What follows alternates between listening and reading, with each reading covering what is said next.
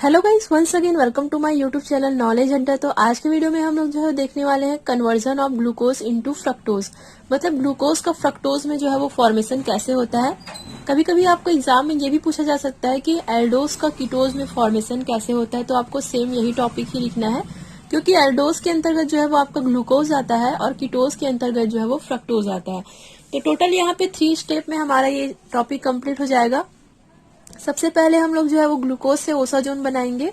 Osazone से यहाँ पे आपका ग्लूकोजोन बनेगा। ग्लूकोजोन से यहाँ पे आपका लास्ट में फ्रक्टोज बनेगा। तो क्लियर हुआ, चलिए स्टार्ट करते हैं। तो सबसे पहले देखिए ग्लूकोज का फॉर्मूला जो है वो आप देख लीजिए। यहाँ पे ग्लूकोज का रिएक्शन जो है वो हम फेनिल हाइड्रोजन के 3 मॉलिक्यूल के साथ जो है वो कराते हैं। फेनिल हाइड्रोजन का फॉर्मूला आप देख लीजिए C6H5NH2। तो इसके 3 मॉलिक्यूल का रिएक्शन जब हम ग्लूकोज के साथ कराते हैं तो हमारा ग्लूकोसाजोन, या जिसे हम ओसाजोन भी कहते हैं, उसका फॉर्मेशन होता है। तो आप लोगों को याद होगा कि मैंने इस टॉपिक को अच्छे से क्लियर किया हुआ है, मतलब आप इसे समझ चुके हो। इस वीडियो का लिंक नीचे डिस्क्रिप्शन बॉक्स में मिल जाएगा अगर आप लोगों को इसका मैकेनिज्म समझना है कि किस प्रकार से हुआ है। टोटल 5 से 6 स्टेप में इसका मैकेनिज्म कंप्लीट होता है। तो वीडियो जो है वो आप देख सकते हो। यहाँ पे मैं फिर से उसी चीज को रिपीट नहीं करूंगी गाइस, क्योंकि ऑलरेडी मैं आप लोगों को ये बता चुकी हूँ। तो पहला स्टेप आपको क्लियर हुआ। ग्लूकोज का रिएक्शन जब हम फेनिल हाइड्रोजन के 3 मॉलिक्यूल के साथ कराते हैं C6H5NH2, तो यहाँ पे आपका वाटर के 2 मॉलिक्यूल जो है वो बाहर निकलते हैं। NH3 का मॉलिक्यूल जो है वो बाहर निकलता है और C6H5NH2 का मॉलिक्यूल भी जो है वो यहाँ से बाहर निकलते हैं। और इस प्रकार से जो है वो ओसाजोन का फॉर्मेशन होता है। तो पहला स्टेप आपको समझ आया। अब हम जो है वो यहाँ पर मैकेनिज्म वगैरह देखेंगे कि ओसाजोन का जब हम हाइड्रोलिसिस करते हैं HCl के प्रेजेंस में, तो कैसे हमारा ग्लूकोजोन का जो है वो फॉर्मेशन होता है।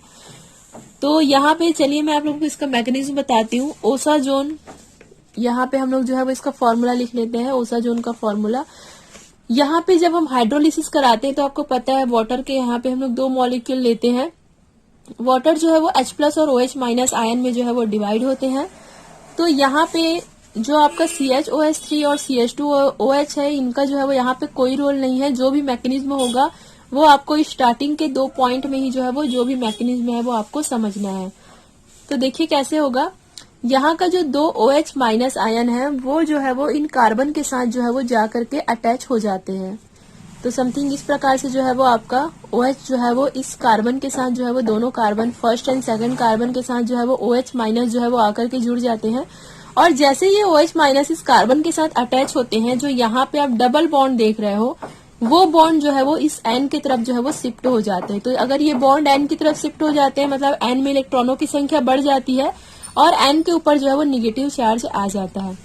जैसे N के ऊपर निगेटिव चार्ज आता है, यहाँ का जो आपका H+ है, क्योंकि यहाँ पे 2 H+ है, तो दोनों H+ जो है वो इन N के साथ जो है वो आकर के जो है वो जुड़ जाते हैं। तो समथिंग आपका इस प्रकार से जो है वो बनता है CH NH NH C6H5। तो यहाँ पे देखिए HO जो है वो जुड़ा हुआ है, OH जो है वो कार्बन के साथ जुड़े हुए हैं। तो जब ये OH जो है वो कार्बन के साथ जुड़ते हैं तो यहाँ पे H और O के बीच जो बॉन्ड है वो बॉन्ड भी जो है वो इस तरफ शिफ्ट हो जाते हैं और यहाँ पे डबल बॉन्ड जो है वो आ जाता है, मतलब C+O। और ये जो आपका H है, मतलब जो दोनों H है वो इस NH के साथ जो है वो NH2 बना लेते हैं। और यहाँ पे आपका NH C6H5 का 2 मॉलिक्यूल जो है वो यहाँ से बाहर निकल जाते हैं। मतलब ये कहिए कि जो इतना पार्ट है, ये वाला जो पूरा पार्ट है इस H को मिला करके, ये पूरा जो है वो आपका 2 मॉलिक्यूल जो है वो यहाँ से बाहर निकल जाता है। और फाइनली आपका ग्लूकोजोन का फॉर्मेशन जो है वो यहाँ पे हो जाता है। मैंने यहाँ पे लिखा हुआ है -2 NH C6H5, मतलब इनके 2 मॉलिक्यूल जो है वो बाहर निकलते हैं। और क्योंकि आप जान रहे हो यहाँ पे ऑक्सीजन जो है वो इस CH के साथ जो है वो आकर के जुड़ गए हैं और इस C के साथ जो है वो आकर के जुड़ गए हैं। तो यहाँ पे आपका बन जाता है CHO C+O और नीचे का 2 पार्ट तो एज इट इज रहेगा। मतलब यहाँ पे आपका ग्लूकोजोन का जो है वो फॉर्मेशन हो जाता है। तो क्लियर हुआ आपको कैसे ओसाजोन का जब हम लोग हाइड्रोलिसिस करते हैं, जल अपघटन करते हैं HCl के प्रेजेंस में, तो यहाँ पे NH C6H5 के 2 मॉलिक्यूल जो है वो बाहर निकलते हैं। जस्ट मैंने जो आपको मैकेनिज्म बताया हुआ है, और यहाँ पे आपका जो है वो ग्लूकोजोन का फॉर्मेशन होता है। यहाँ तक आपको समझ आया। अब हम लोग थर्ड और लास्ट स्टेप जो है वो देखने वाले हैं। यहाँ पे जो है वो रिडक्शन का प्रोसेस होगा। अपचयन की क्रिया होगी किसके प्रेजेंस में, Zn+ CH3COOH के प्रेजेंस में। तो यहाँ पे जो 2H है वो इस एल्डिहाइड ग्रुप के साथ जो है वो आकर के जुड़ जाते हैं, मतलब CHO के साथ जो है वो आकर के जुड़ जाते हैं और ये आपका बन जाता है CH2OH। बाकी तो आपका सेम एज इट इज ही रहेगा और आपका फाइनली फ्रक्टोज का फॉर्मेशन जो है वो हो। तो क्लियर हो गई आज का टॉपिक। टोटल 3 स्टेप में, बहुत ही इजी सा टॉपिक है। टोटल 3 स्टेप में हम लोगों ने देखा कैसे ग्लूकोज से फ्रक्टोज का फॉर्मेशन जो है वो यहाँ पर होता है। अगर आप लोग ये ग्लूकोज से ओसाजोन का फॉर्मेशन अगर आप लोगों को समझ में नहीं आया है तो एक बार आप वीडियो देखिए। वैसे मैं ऑलरेडी आप लोगों को इसे बता चुकी हूँ, इसलिए मैंने इसका मैकेनिज्म यहाँ पे एक्सप्लेन नहीं किया हुआ है। तो आई होप यू गाइस आज का वीडियो भी आप लोगों को क्लियर हुआ होगा। इसकी आपको प्रैक्टिस करना है।